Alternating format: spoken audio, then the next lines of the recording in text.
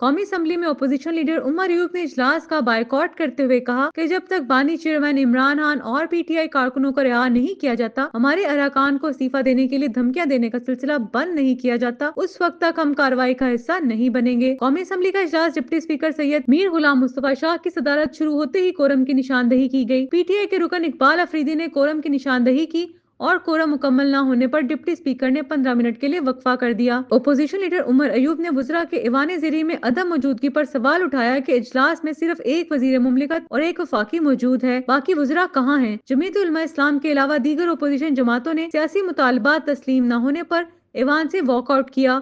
Opposition leader Omar Ayub کی قیادت میں اراکین ایوان سے چلے گئے۔ اپوزیشن لیڈر اور پی ٹی آئی کے سینئر رہنما عمر ایوب نے الزام لگایا کہ ہمارے پنجاب کے اراکین کو زدوکوب کیا جا رہا ہے۔ عمر ایوب نے کہا کہ جب تک بانی چیئرمین عمران خان اور پی ٹی آئی کارکنان کو رہا نہیں کیا جاتا، ہمارے ارکان کو استعفی دینے کے لیے دھمکیاں دینے کا سلسلہ بند نہیں کیا جاتا، اس وقت تک ہم کارروائی کا حصہ نہیں بنیں گے۔